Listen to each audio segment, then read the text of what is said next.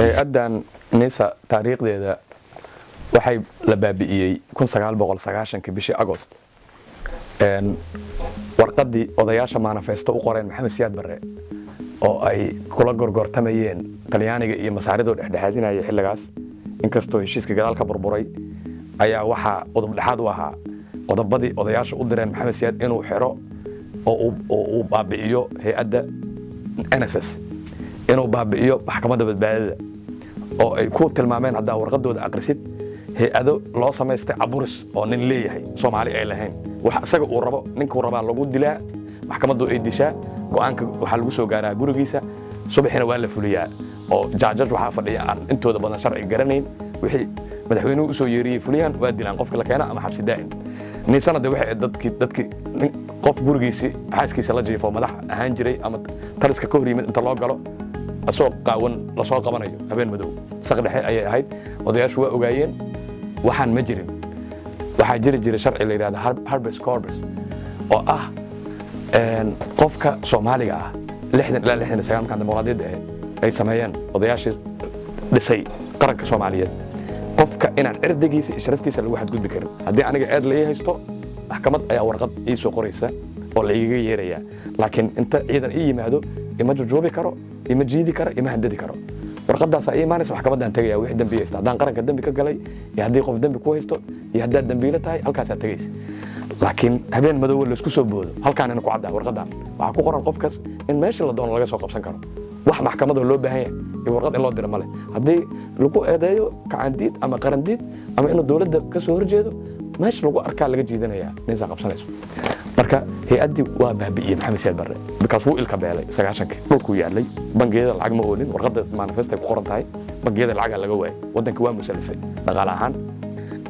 hay-adihii dacaawinaya asaga Talyaaniga iyo Mareykanka iyo kuwa hubka siinayay lacagtana waa joojiyeen dawladnimadii xamar ay timid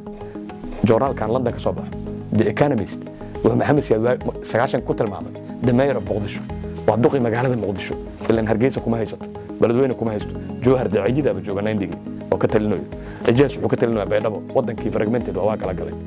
SNMtu waxay gashay waqooyi oo dhan ayadaaba haysataba inteeda badan magaalooyinkii waxoogaa ka joogaan Barco iyo Hargeysa ciidankii taliska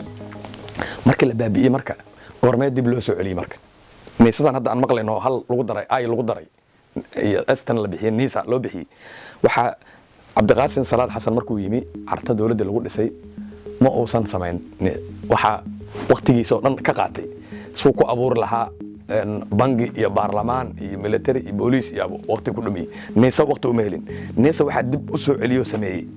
Etoobiyaanka markay xamar soo galeen niisadan laba institution ayaa caawiyay inay dhisanto ah CIA-da Mareykanka iyo NIS oo ah tan Ethiopia joogta labadaas tababar kala Mareykanka dhiibay NISna qalabka iyo wixii ayaa loo hagaajiyay wata nin la yiraahdo Darwish oo Cabdullaahi soo dhiibtay waata qofka laga soo xirayay suuqa bagaaro lagu eedeynayay 2007 ay bilaabatay in lagu eedeeyo waa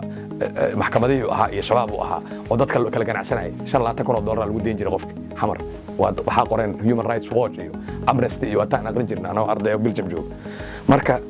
niisadii soo socoto Darwish waa ka bax meesha nin la yiraahdo Maxamed Sheekh Xasan ayaa loo dhiibtay oo Shariifka markuu yimi oo u dhiibay oo u magacaabay marka deewaatay dad badan isbedbedeleen marka dambe Bashir Goobe iyo wixii waa iska soo socdeen Xasan Sheekh yimi lama bedel aniga 2014 warqadan halkaan uga qoray Xasan Sheekh London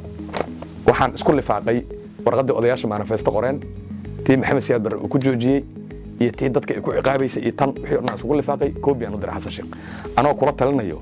inuu hay-adan si ahaan jirtay 60 ka celiyo mustaqbalka ummadda Soomaaliyeed si loogu daneeyo feeri hay-ad maanta aniga madaxweyne ah ii shaqeynayso dadka ii dilayso bari markaan madaxweynaha ka taga aniga ii dilaysaa waxay baabi'inaysaa caa'ilada igu hoos nooleed ummadii ay baabi'inaysaa qaraabo Soomaaliya oo dhan ay baabi'inaysaa shacbiga mas'uuliyadiisa aniga aan qaaday madaxweynaha waa ay igu dul baabi'inaysaa marka warqadan u qoran leeyahay waxaan ku celisay ahaan jireen oo say ahaan jireen meeshaan qoray waxaan u dhiibay nin ahaa madaxda u sareysa CID-da oo generaal oo waa jooga London haddana wali waa shaqeeyaan ugu dhiibay oo neertus u geey hal lagu celiyo say ahayd booliiskii ahayd qayb kamid ah booliiskii ahayd oo waxa la oran jiray special branch madaxdeedii waagaasna waxa ka nool oo maanta xamar joogo oo la kaashan karay mu'ashar aan ku qoray la isticmaali karay oo noo tababari karay special branch xuraan cusub jana jaam maxamed qaalib maanta jaamacadaha xamar oo macalinka yahayba nin buugaag qoray oo aad wax u bartana marka dambe uu noqday marka asna wax qoray oo ilaa 2 book soo saaray 3 book marka oo Soomaali kaga hadlayo iyo asaga laftirkiisa doorkii uu ku lahaa booliiska taliyaheeda ahaan jiray special branch uu ahaan jiray wasiir uu ahaan jiray wax badan uu noqday marka dambe dagaaladii kadibna dawladihii dhashay wasiir iyo madax ka noqday marka lama kaashan lama yeelin farmaajo yimid hadda farmaajo waa ninka uu isticmaalay sidii maxamed siyaad uu isticmaali jiray ninka uu isticmaalo way koob maxaa laga bilaabay waa ta lagu weeraray Cabdiraxmaan Abshakuur oo dadkii la laynayo oo kubahooda lagu aasay mass graves oo meesha ka dhacay taasoo dad badan oo Soomaaliyeed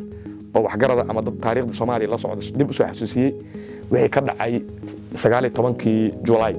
1989 Jazeera genocide taliska maxamed siyaad barintuu habeen galay kaasa balaare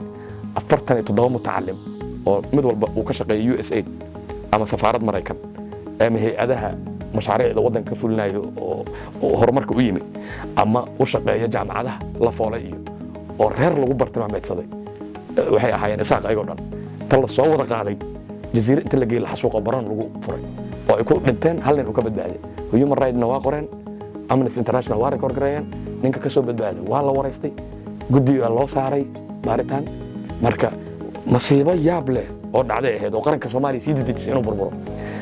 taasay la mid ah dadku waxa ka tira yaraadaan laakiin waxba kama duwaneyn dhacdada iyo falka dhacay waa isku xirnaayeen marka hadda caawinteedii markii dambe oo inta Xasan Sheekh jooga ayaa waxa gacan ka geystay oo gacmaha la galay Ingiriiskan dawladda Ingiriiska oo dana badan ayaduna Soomaaliya ka lahayd danaheeduna uu yahay dawladahan Soomaaliya ku loolamaya kala dadana duwane Mareykanka kala hadda shabaabkii iyo wax resource wadankan kama rabo laakiin wuxuu ka rabaa shabaabkan uu arkaa inay qatar ku yihiin danaha Kenya iyo East Africa uu ka leeyahay marka Ingiriiskan oo rabay resource-gan saliidan ay Norway ayaa neesadii waxay damceen inay security ka dhigaan waana danubta dawladda Ingiriisku ka gashay meel badan oo Afrika kamid ah Soomaaliya kaliya ma waxay ka galeen Soomaali galbeed Ethiopia waayo nimanka la yiraahdo Liu Police oo ay samaysteen TPLF ayaga gacan ka geystay aniguna ku cambaareeyay Twitterkan ku qoray waana cambaareeyay Ingiriiska waxaan iri mas'uuliyadaas qayb ay ka qaadan doonaan Ingiriiska maalinta la isku soo noqdo oo la damco in la maxkamadeeyo Liu Police ku haystay ee kuwa neesaystay Ingiriiskuna soo fariisanay ilaa asaga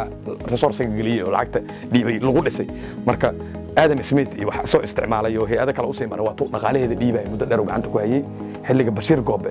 ayna aad gacanta ula galeen research-kayga markaan research gareyn wareystay dadka hay'adaheeda xukuma on wareystay waxay ii sheegeen xilliga Ingiriisku lacagaha boorsada ugu soo qaadayo oo hay'adda siinay inay xilligii Bashir Goobe uu hayay ahayd oo 2014 2013 meelahaas ay ahayd marka hadda waxaa la wareegay marka Ingiriisku markaan cambaareyn badan ka sameynay oo qoraallo badan qornay oo human rights ka la xiriirnay oo aniga laftirkayga markaan xamar ka soo baxay waxaan tagay Nairobi Westland waxaan raadiyay Human Rights Watch iyo Amnesty labadaba u sheegay wax socdo research-kaygana waa waxaan iri xabsiyada dadka lagu jirtila waxaan soo arkay oo Soomaalina ogeyn dad xabsiyada lagu dhex gargaashayo waxyaabo badan oo sheegi karin oo dad Soomaali iga aamineen iga yeelin aniga research-kayga aan ku qorno faraha kala baxay oo meesha ka socdo oo dadka ama ku jira iga sheegeen ama dadka xukumayay xataa ay ii sheegeen oo dhahan anaga waxaan ka qaban karnaa male dadka xabsi meesha waxa ka furan oo dadka lagu jirdilayay koow xabsiga godka jilcow labo maama qadiijo xerada Serendi oo dhulka hoostiisa ah oo Mareykanka iyo CIA-da iyo kuwan Ingiriiska ay labadaba beelkeeda dhiibayeen iyo waxa jira kuwa la yiraahdo oo iyo baarista xisbiga oo ku dhagan madaxtooyada afar iyo AC-yada kuwa loo bixiyo guryaha magaalada laga kariisanayo oo hatta corruption meeshaas ka jiro guryahaas intay kareeyaan oo dadka ku ciqaabaan ayay 5,000 3,000 ku kareynayaan ma aqaan laakiin niisa waxay ku dalacayaan $10,000 rag caadi la yaqaano oo dhamaanteen naqaano ayaa kareysanayo lacagta ku qaadanayo marka waa qoray aniga markaan qoray research-kaygii ayaa waxa loo diray sida caadi marka cilbaaris la daabacayo joornaalada caalamiga markay research aad dirtid waxay u dirayaan 2 qof ama 3 qof 3 qof loo diraa la isma tusay marka anigana ima arkayaan ayagana ma arkayo waayo waa inay qiimeeyaan waxaan haday ogaadaan waxa laga yaabaa ama inaan isan rabin inaan horumaro ama ay si kale ii haystaan ama ay jecel yihiin oo ay sii daayaan marka waana la kala ilaalinaa marka wixii markay fiiriyeen waana cilmi baaris aan qoray oo dadka Soomaali u cilmi baarista badan hadda ku jira waa cilmi baarista igu horeysay noloshayda oo 3 loo diray aqbalaan weligeed ma dhacdo markii 3 loo diro mid ogolaado midna waa diidaa midna wuxuu yiraahdaa right and left